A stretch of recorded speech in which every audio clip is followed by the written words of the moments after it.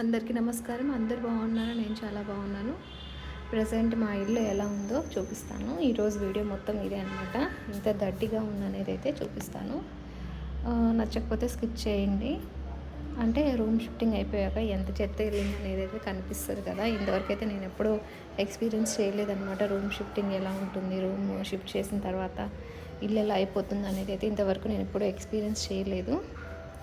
అందుకే నేను నాలాంటి వాళ్ళ కోసం అయితే వీడియో తీస్తున్నాను. ఇదంతా అనమాట, ఇదంతా హాల్ అనమాట.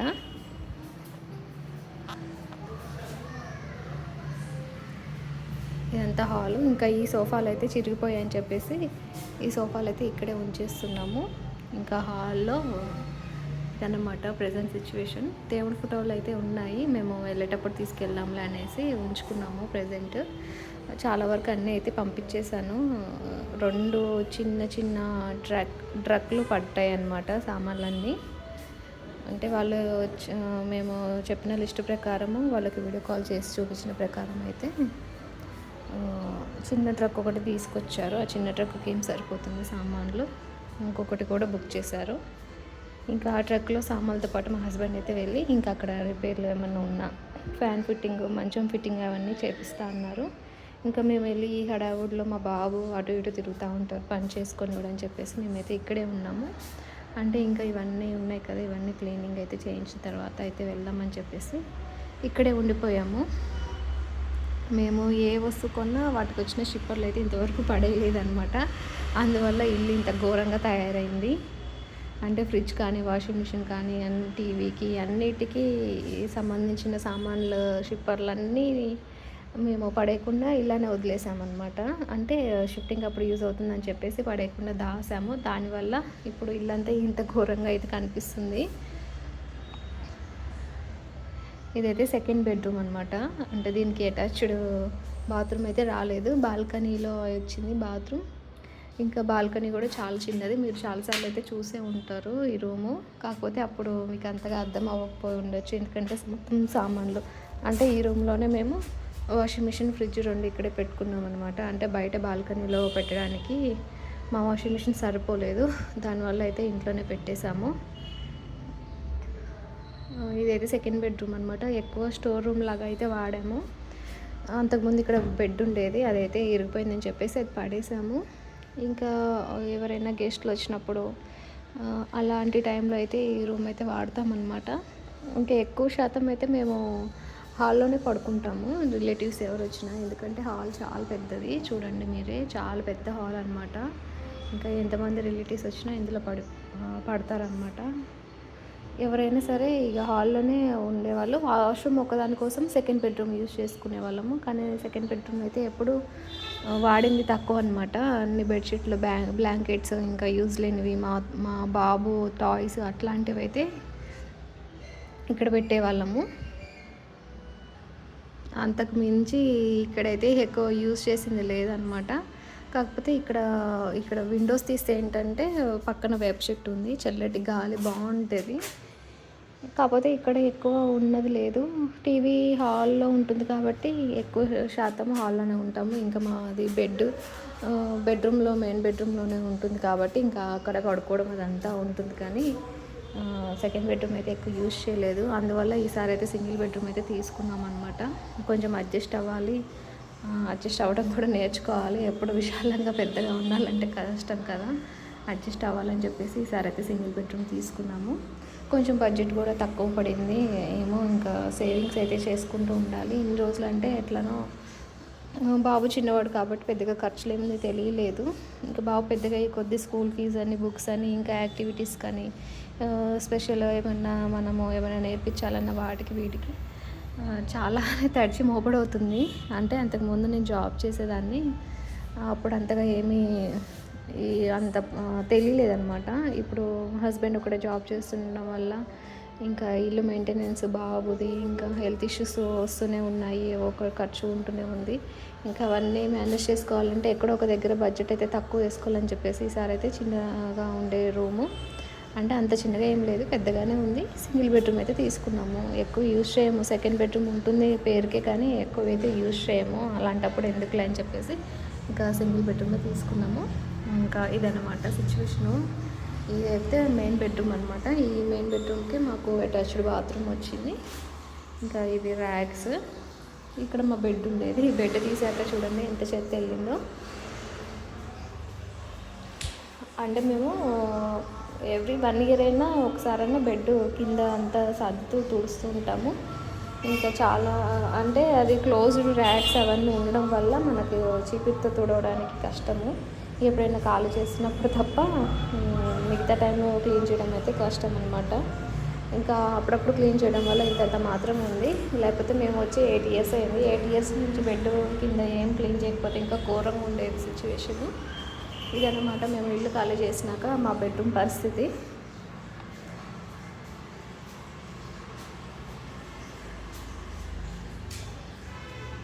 ఇక్కడైతే వాష్ బేసిన్ మిర్రర్ ఉండే, మిర్రర్ అయితే ప్యాక్ చేసి అయితే పంపించేసాను. ఇట్లా ఉంటుందన్నమాట. ఈ మాస్టర్ బెడ్రూమ్కి పక్కన కిచెన్ ఉంటుంది. ఇది కిచెన్ అనమాట.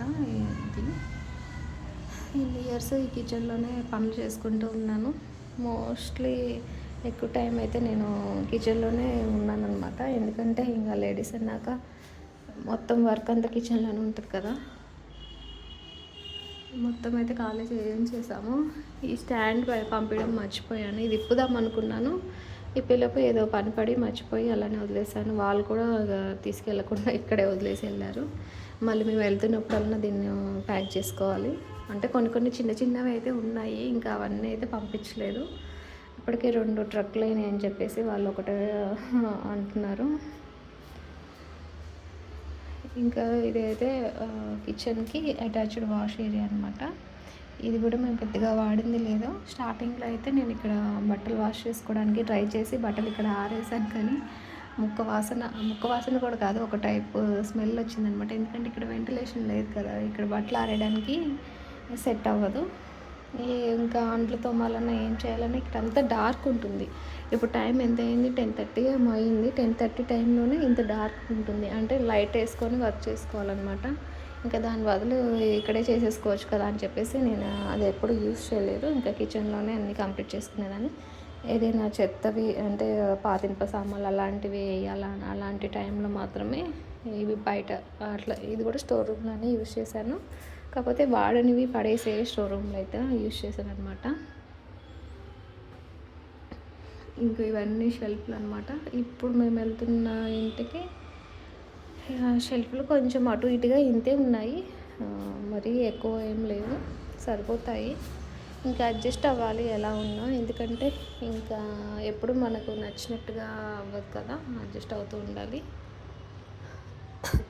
ఇంకా లైట్స్ ఇవన్నీ అయితే తీయలేదు, లైట్స్ తీయించాలి. ఇవన్నీ చార్జబుల్ లైట్స్ అనమాట. ఎందుకంటే ఇప్పుడు లైట్ ఆఫ్ చేశాను కదా కిచెన్లో, మీకు అసలు ఏమన్నా కనిపించిందా?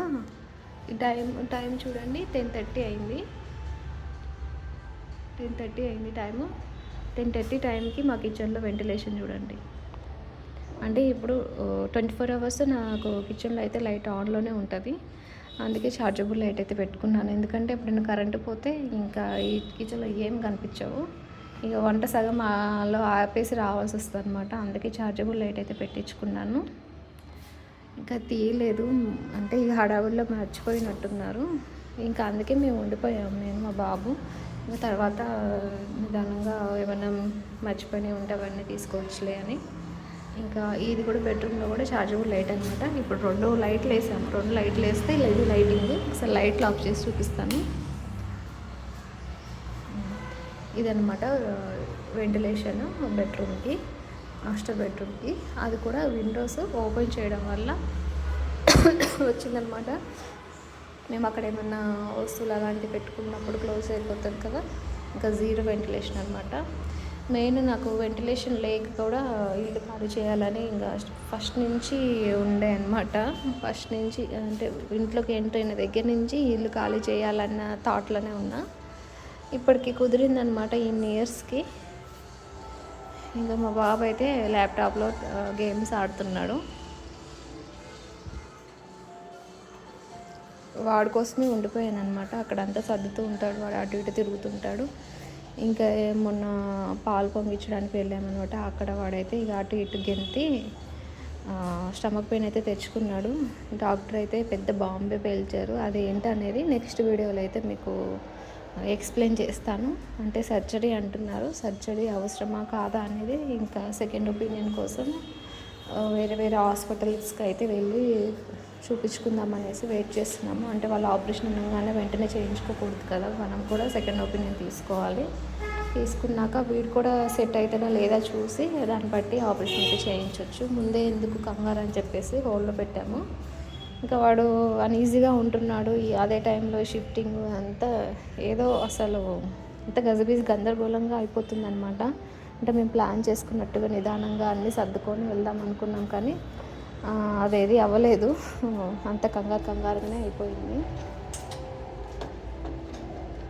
ఇంకా మా బాబు కొంచెం కోఆపరేట్ చేస్తే అక్కడ నిదానంగా సర్దుకోవాలి. లేదు వాడికి ఏమన్నా ఎమర్జెన్సీగా మళ్ళీ స్టమక్ పెయిన్ వస్తే ఇంకా ఎక్కడ పడేసి హాస్పిటల్కి అయితే వెళ్ళాలి. ఇంకా పిల్లలు ఉన్నప్పుడు అయితే ఇలాంటివి తప్పవు. ఇంకా ఇద్దరు పిల్లలు ఉన్న వాళ్ళ పరిస్థితి ఏంటో అనిపిస్తుంది ఒక్కొక్కసారి. ఒక్కరిని మేనేజ్ చేసుకోలేకపోతున్నా. అంతేనండి ఈరోజు వీడియో అయితే. ఇంకా వీడియో అయితే బోర్ కొట్టుంటుందేమో అనుకుంటున్నాను, ఎందుకంటే ఇల్లంతా ఖాళీ అయినాక వీడియో చేస్తున్నాను కదా, దానివల్ల మీకు బోర్ కొట్టే ఉంటుంది. కాకపోతే ఈ ఎంత చెత్త ఉంటుంది ఏంటి ఎంత అనేది తెలుస్తుంది కదా అని వీడియో అయితే తీశాను. అలాగైతే మీరు ఇట్లా షిప్పర్లు అయితే స్టోర్ చేసుకొని పెట్టుకోకండి, చాలా ప్రాబ్లం అవుతుంది. చూడండి ఇప్పుడు ఇల్లు అంతా నిండిపోయింది. మేము షిఫ్టింగ్ అప్పుడు యూజ్ అవుతుంది కదా అని అన్నీ స్టోర్ చేసుకున్నాం, కానీ వాటి వల్లనే మాకు పెద్ద బొక్క పడింది. ఇప్పుడు ఇవి పడేయడానికి ఎంత అమౌంట్ అడుగుతారో ఏమో, అదే చూడాలి. అంతేనండి ఈరోజు వీడియో. Thanks for watching.